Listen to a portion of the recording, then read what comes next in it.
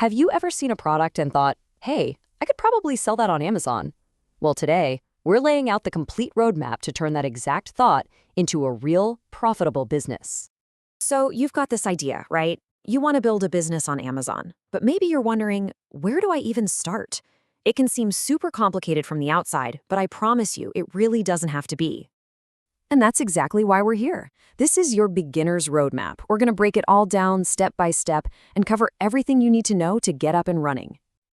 Okay, first things first. Before we can get into the fun stuff, we have to understand the foundation, the engine that makes this whole thing work for most sellers. And that is a really powerful system called FBA. So what is FBA? It stands for Fulfillment by Amazon. And really, it's pretty simple. You find the products, and you send them to Amazon's massive warehouses. From there, Amazon's team does all the heavy lifting. When someone buys your product, they pick it, pack it, ship it, and even handle all the customer service. It's a total game changer because, your garage doesn't have to become a mini warehouse. Now, you could do all that shipping and packing yourself. That's called FBM, or Fulfilled by Merchant. And yeah, you'll save a bit on fees, but think about it. You'll be spending all your time taping up boxes instead of finding more profitable products to sell. For most people just starting out, FBA is just the smarter way to go. It lets you focus on actually growing the business, not just running the day-to-day logistics. All right, so now we know how it all works with FBA. The next big question is, what are we actually going to sell? And this brings us to your first major decision, choosing your business model. And really, there are three main paths you can take. First up, we've got arbitrage. This is the classic buy low, sell high method. You're basically a treasure hunter. You're out there scouring retail stores, checking online clearance sales, looking for discounted products that you can then flip on Amazon for a nice profit. The real beauty of arbitrage, the barrier to entry is just so low. You can seriously get started with just a couple of £100. It's a fantastic low-risk way to learn the ropes and figure out how Amazon works. So what's the catch? Well, it's a constant hustle. You're always searching for that next deal, which makes it pretty tough to scale into a huge business. Okay, let's move on to the next model, which is a big step up from arbitrage. This is wholesale. Now here, you're starting to operate more like a traditional retail business. You're buying well-known, branded products, but you're buying them in bulk, directly from official distributors or even from the brands themselves. The great thing about wholesale is that you're building a much more sustainable, scalable business. You're tapping into products that people already know and want to buy. The downside? Well, your initial investment is going to be higher, probably around £1,000 to get started. And you'll be competing with other sellers on the same exact product listing, so your profit margins can be a little tighter. And finally, we get to the big one, the most advanced model, private label. This is where you go from just being a seller to becoming a brand creator. You're finding a product, putting your own logo and brand name on it, and building an entire business from the ground up. Now this path, it has the highest potential reward for sure, but it also comes with the highest risk.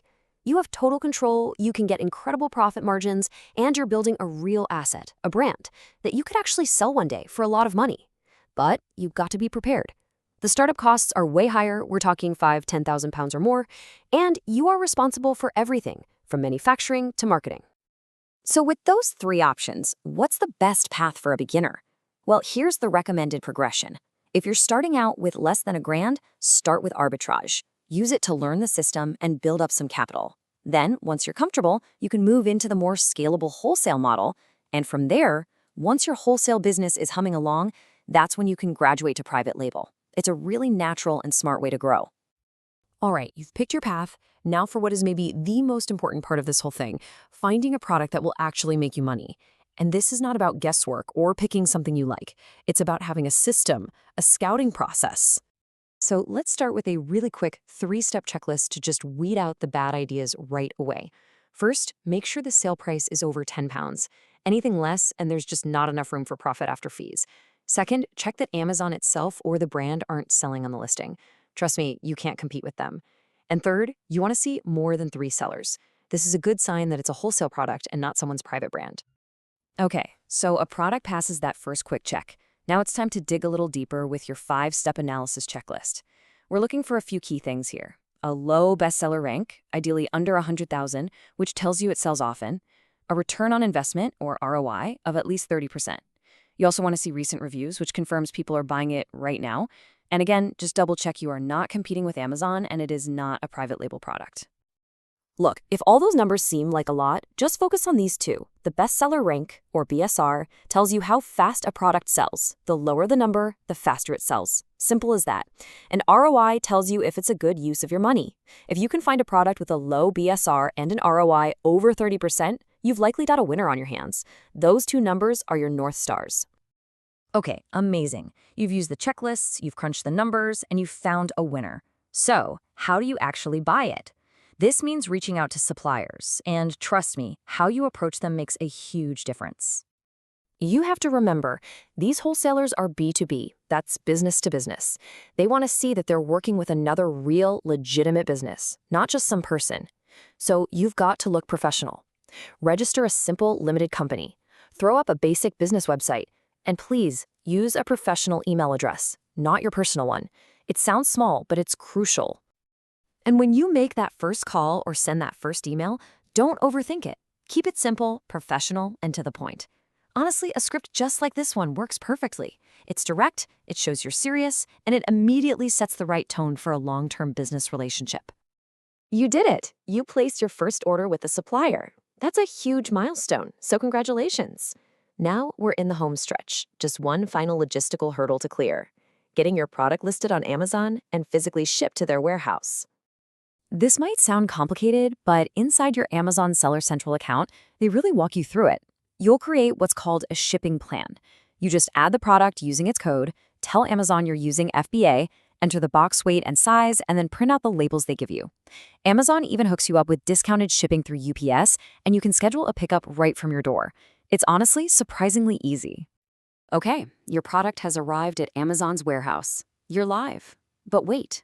When a customer goes to that product page and clicks Add to Cart, which seller gets the sale? Yours or one of your competitors? The answer to that million-dollar question comes down to winning something called the buy box. For a wholesale seller, the buy box is everything. It's that main Add to Cart button, and Amazon's algorithm decides which seller owns it at any given moment. To get your fair share of those sales, you have to nail 4 things. 1, competitive pricing. Stay within about 2% of the lowest FBA price. 2, a great seller rating. 3, fast, Prime-eligible delivery, which you get automatically with FBA. And 4, always having healthy stock levels. You get those 4 things right, and the sales will come. And there you have it. That's the complete roadmap, from understanding the system to making your first sale. All the steps are laid out right here for you. So the only real question left is, are you ready to take that first step and find your first product?